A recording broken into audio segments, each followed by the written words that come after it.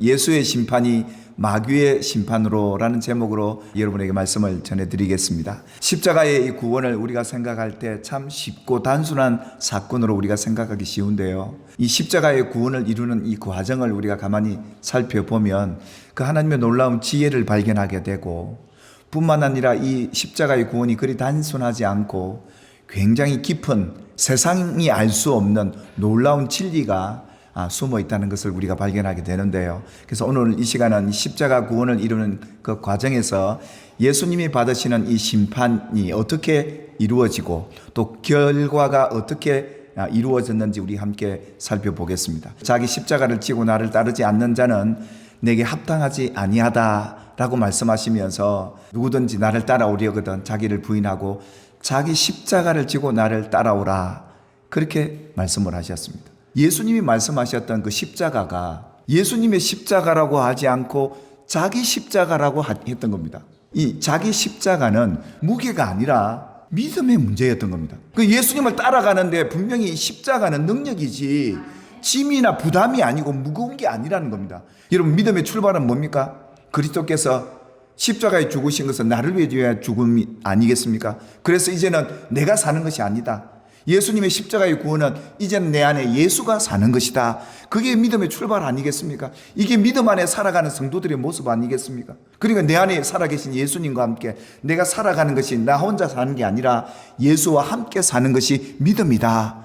그렇게 말씀했던 것이고, 또 요한일서 5장 4절에도 뭐라고 말씀합니까? 세상을 이기는 이것은 바로 너희 믿음이다, 우리의 믿음이다 라고 하셨던 것이고요. 예수님께서 제자들에게 너희가 환난을 당하지만 평안을 얻고 살아라, 담대해라, 내가 세상을 이겼다라고 말씀하셨는데요, 결국은 제자들이 세상을 이기는 이 믿음은 예수님의 세상을 이기는 그 방법대로 너희가 이기는 것이 믿음이다라고 했던 것이죠.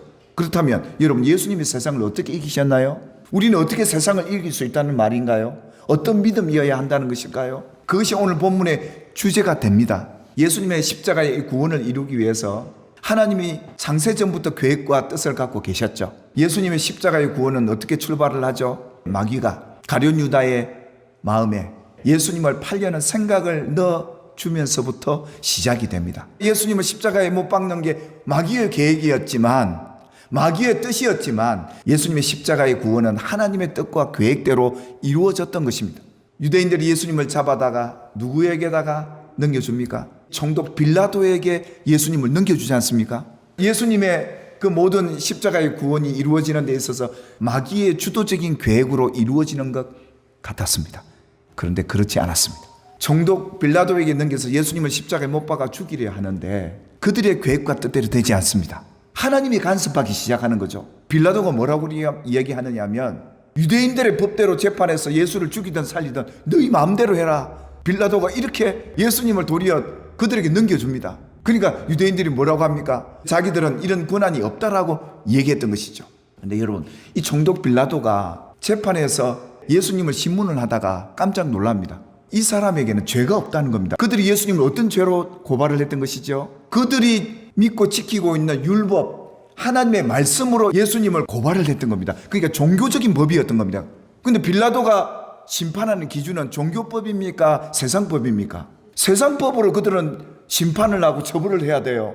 그러니까 아무리 신문을 해도 예수님에게는 죄가 없는 겁니다. 그러니까 빌라도가 이 사람에게는 죄가 없다, 이 사람과는 상관하고 싶지 않다, 그렇게 판결을 했던 겁니다. 이 마귀는 이 세상 임금 빌라도를 통해서 이렇게 십자가에 처벌해서 죽이려 하는데 어긋나기 시작을 하는 겁니다. 그뿐이겠습니까? 왜 이 빌라도가 예수님에게 죄가 없다고 판정을 했을까요? 두려웠던 겁니다. 하나님이 이미 예수님을 십자가에 못 박고 마귀가 심판받을 언약을 창세기를 통해 말씀하지 않았습니까? 결국은 예수님의 십자가의 심판과 처형은 발꿈치를 상할 정도의 아주 미미한 사건이라면, 예수님의 십자가의 재판과 죽음에 이르는 이 심판은 결국 이 세상 임금 마귀를 심판하는, 머리를 깨부수는 이런 심판이었다는 것을 하나님이 예언하셨던 사건이었던 것이죠. 그래서 이 빌라도가 예수님을 어떻게 하면 놓아줄까 고민을 했고 죽이지 않으려고 노력했던 거죠. 그런데 여러분, 이 얘기를 듣고 있는 유대인들이 가만히 있겠습니까? 세상 임금 마귀가 가만히 있겠습니까? 이 유대인들의 마음을 요동시켜서 뭐라고 빌라도에게 공격을 해야 되냐면, 당신이 만일 예수를 죽이지 않는다면 로마 황제 가이사의 충신이 아닙니다.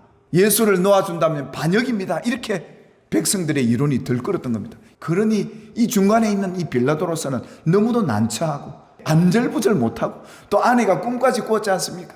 그들이 진리로서 예수를 심판하고 율법으로 예수님을 죽이려 했는데 이것이 세상 법정에는 안 통하니까 그들이 예수님을 향해 어떤 죄를 덧붙여서 고발을 하느냐 하면 사회를 문란케 하고 백성들을 미혹해 하고 나라를 무너지게 만드는 행악자의 죄목까지 붙여서 예수를 또 고발합니다. 그렇다면 예수님과 바라바를 같이 딱 세워놓고 빌라도가 백성들에게 뭐라고 얘기하느냐 하면 바라바를 내어줄까 그리스도 예수를 내어줄까. 빌라도는 생각하기를 예수를 내어놓을 줄 알았습니다. 그런데 그들은 누구를 지목합니까? 바라바를 지명하며 내어놓으라 그럽니다. 그래서 여러분, 예수님이 십자가에 못 박힐 때 누구와 같이 못 박히죠? 강도들과요, 행악자들과 예수님이 같이 십자가에 못 박히게 되지 않습니까? 이게 하나님의 놀라운 계획과 뜻이었어요. 왜 그렇습니까? 이 빌라도가 예수님을 십자가 처형을 하면서 예수님의 그 십자가 위에다가 뭐라고 써라고 얘기합니까? 그는 유대인의 왕이다 이럽니다. 인정합니다. 하나님의 아들이라는 거예요. 그러니까 마귀는 철저히 예수님을 죄인으로 죽여야 되는데 예수님이 어떻게 죽죠? 하나님의 뜻과 계획 속에서 예수님이 죄인으로 죽는 게 아니라 하나님의 아들로서 죽는다. 빌라도를 통해서 하나님의 예수님의 십자가의 구원을 이렇게 이루고 계시더라는 겁니다. 참 놀랍잖아요. 마귀의 계획과 뜻이 아무리 이루어지고 두려울지라도 마귀의 계획대로 세상이 움직이는 게 아니라 하나님의 계획과 뜻대로 움직여지는 것이고, 십자가의 구원도 마귀의 계획과 뜻으로 이루어지는 게 아니라 하나님의 계획과 뜻으로 이루어지는 걸 우리는 보고 있는 겁니다. 이렇게 복잡하게 이루어졌던 겁니다. 그뿐이겠습니까? 이 일은 마귀의 계획과 뜻대로 예수님이 십자가에 죽으신 게 아니라 말씀대로 이루어진 사건이다. 예수님의 십자가의 이 심판과 죽음은 결국은 이 세상 임금의 심판이었다 라는 요한복음 12장 오늘 여러분 읽으셨던 31절 말씀입니다. 예수님의 십자가 이전에는 이 세상 임금이 이 세상을 좌지우지했잖아요. 그런데 예수님의 십자가 이후에는 이제는 그 임금이 심판을 받아 뭐 했다고요? 쫓겨가게 되었고, 이 일은 하나님이 이미 창세기에서 아담에게 주신 언약 그 말씀대로 여자의 후손이 그 머리 마귀의 머리를 상하게 하고 예수님의 발꿈치를 찍었던 이 예언대로 이루어진 그 사건이 이렇게 이루어졌다. 예수님은 이렇게 말씀하고 계시던 겁니다. 그래서 사도 바울은요, 이 십자가 사건을 두고 깊도다 하나님의 지혜와 지식에 풍성하며 그 판단은 아무도 헤아릴 수도 없고요, 알지도 못하고 그 길이 아무리 찾으려고 해도 못 찾는 이 놀라운 십자가의 길, 이걸 깊도다. 이것은 십자가는 하나님의 지혜요 하나님의 지식의 풍성함이며 하나님의 능력이다. 이랬던 겁니다. 십자가는 세상 임금 마귀를 심판했던 것이고 더 이상 하나님의 백성들을 두렵게 하지 못하도록 하나님의 승리가 십자가 사건이었다. 여러분, 이 사건을 여러분 누리고 계시냐 이겁니다. 이걸 믿고 계시냐는 겁니다. 마귀가 우리에게 출세하라고 말씀대로 살지 않고 내 말 듣고 따라와라고, 그래서 두려워서 따라가는 성도들이 없도록 자유하고 그 죄를 이기고 승리하라고 이 십자가를 주신 하나님의 능력 아니었겠습니까? 그래서 자기 십자가 지고 따라오라 했던 겁니다. 그래서 지금은 어떻습니까?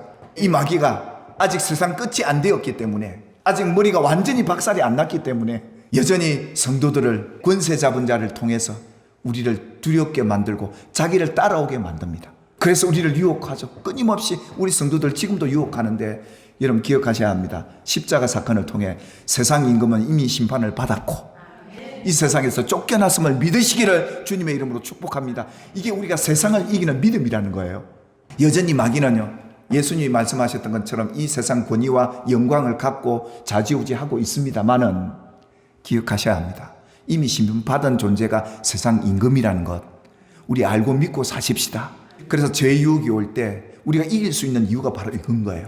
예수님의 십자가로 세상을 이기신 예수와 나와 함께 하시니 나도 이긴 자 아니겠습니까? 이미 마귀를 이긴 자 아니겠습니까? 이 세상 임금이 쫓겨나는 이 사건이 이미 십자가에서 이루어졌으니 세상 임금 두려워하지 맙시다. 그래서 이 사순절 기간 우리 십자가 붙들고 진리 따라 예수 따라가는 우리가 되기를 주님의 이름으로 축복합니다. 성경에 두려워하지 말라고 하나님 몇 번 말씀하셨다고요? 366번 매일매일. 그 예수님이 뭐라고 그랬어요? 자기 십자가 지고 날마다라고 했던 거예요. 날마다 우리 앞에 다가오는 두려움들, 죽음에 대한 두려움들, 가난에 대한 두려움들, 여러 가지 많은 두려움들이 찾아오는데 날마다 자기 십자가 지고 있냐? 예수 십자가의 승리를 네가 지고 살고 있느냐? 이기고 살고 있느냐? 이 말 아니겠습니까? 연약해서 우리 넘어지기도 합니다. 십자가 붙들고 다시 일어납시다. 그래서 예수님이 말씀하시잖아요. 이제는 공중권세 잡은 자를 따라다녔던 그들, 이제 내가 그들을 이끌어 가겠다 이러십니다. 오늘 주님이 여러분을 이끌어 가시길 줄 믿습니다.